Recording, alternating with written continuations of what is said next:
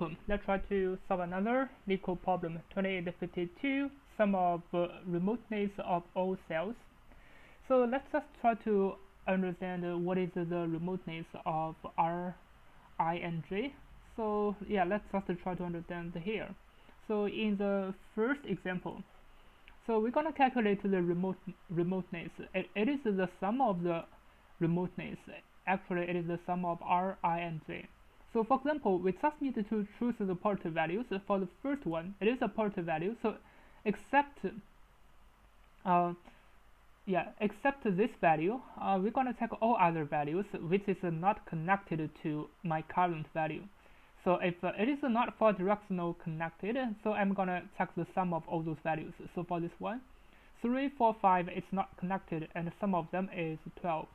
Yeah, and for this number 4, 1, 3, 5 is not connected, and the sum of them gonna be 9.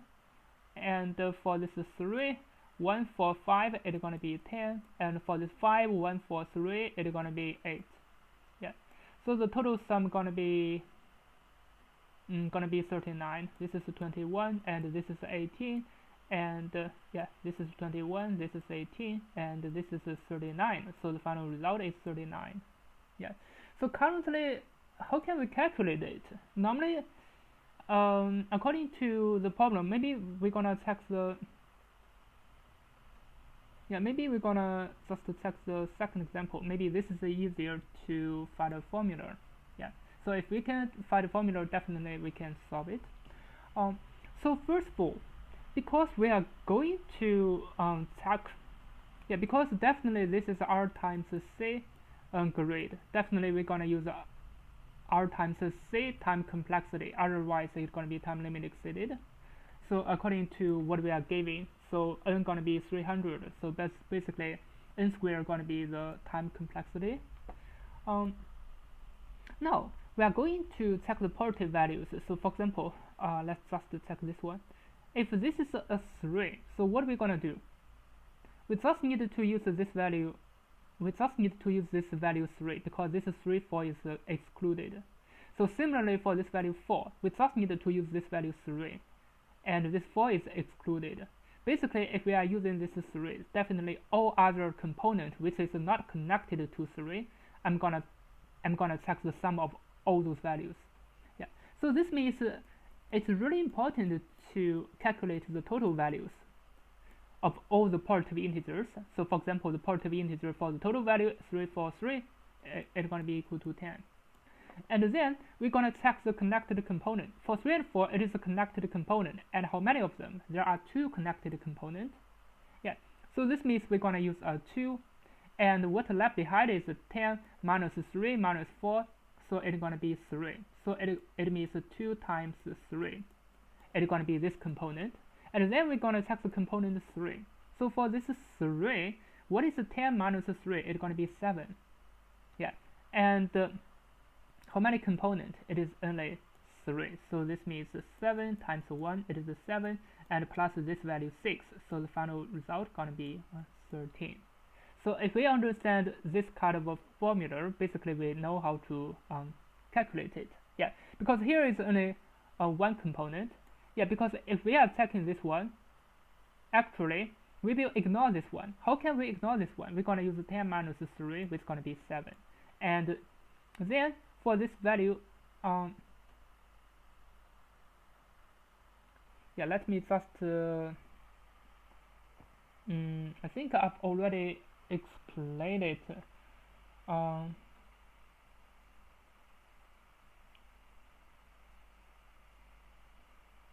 Yeah, I think I've already explained it. It should be good enough for us to solve it. Yeah, because currently it's going to be 7. Because the total value is going to be 10. 10 minus this value, going to be 7. Actually, this 7 it means it is 3 times 3 plus 4. It's going to be 7. Yeah. Now we're going to check how many components. There's only one component, so this means 7 times 1. Yeah. So this is the mathematical calculation. If we know about this, basically we know how to solve the problem. So now let's just do some preparations. So R and C, let's just use the length of the grid and the length of the grid 0. Yeah. Now let's just prepare the directions. So it's gonna be 0, 1, 1, 0, negative 1, 0, and 0, negative 1. So yeah, those are gonna be the 4 directions. Now let's just check the total first. Yeah, so for R in range capital R, and for C in range capital C, we're gonna check the value. So if grade RC is more than 0, basically it is not negative 1. So we're gonna update it to the final result. Yeah. So this is for calculating the total value. Yeah. So the second step is that we're gonna just check the final result. Before we are defining the DFS, let's just use a loop to check the final result. So for R in range R, and for C in range capital C, let's just define a weighted set. So I'm gonna use a tuple of R and C. I'm gonna put it inside. Yeah, and then I want to use a result. So this result is gonna be my final result, and I'm gonna prepare a temporary result. It's gonna be self.t. It's gonna be equal to the total, and self.t gonna minus equal to the current value, which is gonna be the grade R and C. Yeah. But for here, if I'm going to run the DFS, basically I need to have a check if grade R and C is more than 0. Yeah, so if it is more than 0, basically I'm gonna execute the calculation. Otherwise, if it is a negative 1, definitely I don't need to do anything about it. Yeah. So currently, if it is more than 0, I will put the current position R and C inside of the weighted set. I'm gonna prepare a self.t which is gonna equal to the total value. I'm gonna minus the current value. So for example, this value gonna be 3. I'm gonna use the total minus this 3. Currently it's gonna be 7, and then I'm gonna minus this 4. Yeah. So this is exactly what I'm doing. Now I'm gonna run a DFS. So for the DFS, it's gonna be R and C. So after that, I'm gonna update the final result. So it's gonna be the length of the weighted set times what left behind. It's gonna be self.t. Yeah. So from the beginning, this is self.t. For this example, it is 10. 10 minus 3 gonna be 7. 7 minus 4, it's gonna become 3. So now it's gonna be length of the weighted set 2 times 3. So the first result is gonna be 6, and then we're gonna plus a 7. So this is exactly what we are doing. Yeah. Now we can turn the result. So what left behind is the DFS. Now let's just finish the DFS part. R and C. So yeah, let's just check the directions first. dr dc. In directions, we're gonna update the directions with row and column. It's gonna be R plus dr and C plus dc. Now we're gonna check the boundaries. If row is inside of the boundaries, and the columns is inside of the boundaries as well. And row and column not in weighted set, and that means and grade row and column more than 0. So this is everything I need. Yeah.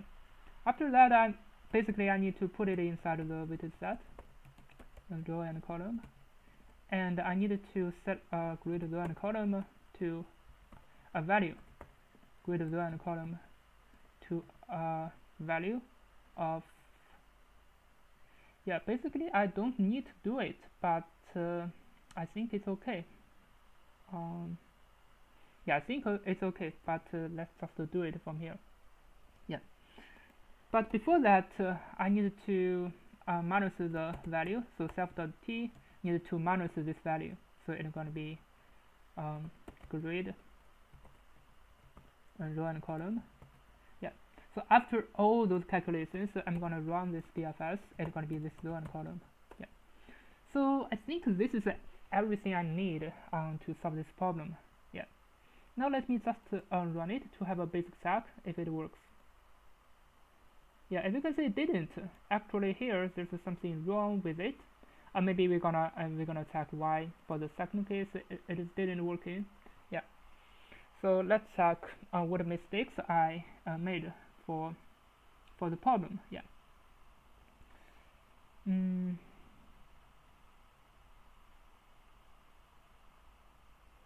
Yeah. So let me just after running the DFS, let me just create the length of the weighted set and maybe self.t. Yeah, let me just check what is wrong with it. So it is a 2, 7 and 1, 7. So for this 1, 7 it is okay. Actually for this 2 it should be a 3 for the second example. Yeah, because as I explained earlier, so the length of the weighted set is 2. So this means 10 minus 3 minus 4, which is going to be 3. But currently it is 7. It means I didn't minus another 4. Yeah.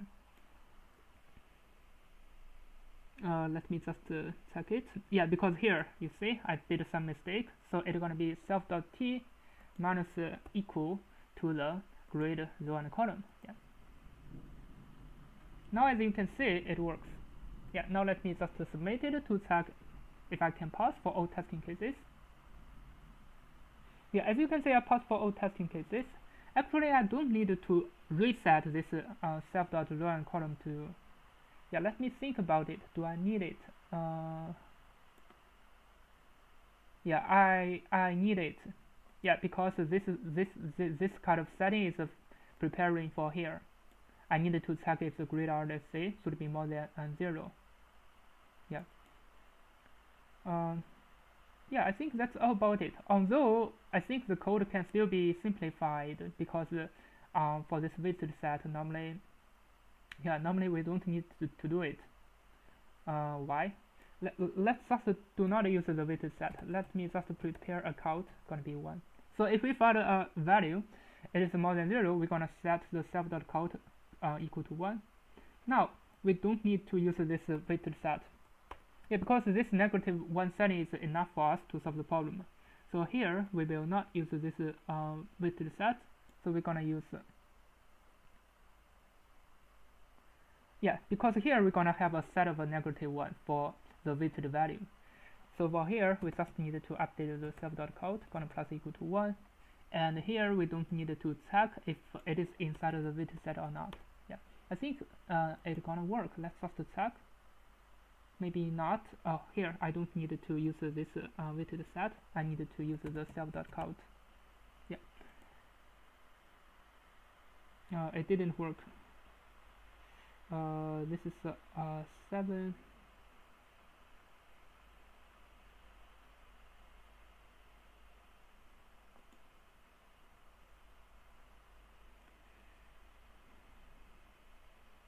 Yeah, I must made some mistake.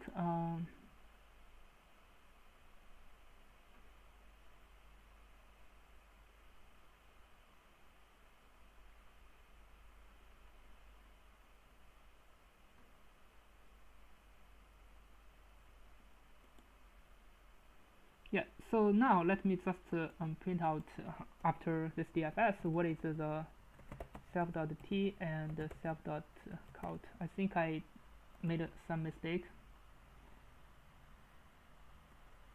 Yeah, so here it is 0, 3 and 7, 1. 7, 1 it is okay, but basically it's gonna be this self.count it's gonna be 2 times 3. Let me think about it.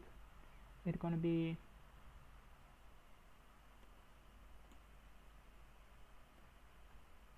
yeah, maybe I just use my original cases. I don't know what to change this one. Yeah, maybe there's just some mistake. I didn't find it yet, but definitely I think I can solve it in this way. Let me think about this weighted set. Do I need it?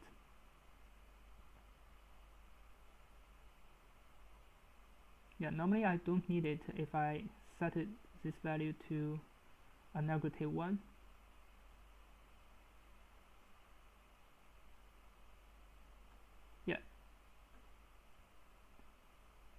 Yeah, I think it's gonna be okay. It's gonna be okay. The problem is that I need to set it from the beginning here. I just yeah, from here I also need to set this grid row add column to -1. Otherwise, it will not work. Oh no, it didn't. Yeah, I need to calculate the value first, and then I will set it. So here, after I calculate the values, and then I set the grid R and C to -1. Yeah, now as you can see, it works. Yeah. Now let me just delete the grid and run it again and submit it. Yeah, this is just the same idea. I just want to simplify a little bit. Now let me just submit it to check if it works. Yeah, now as you can see it works, and it is much faster than before because currently we didn't use a weighted set. We saved some memory, but the time complexity and the space complexity gonna be the same. It's gonna be n squared. I think that's all about it. Thank you for watching. See you next time.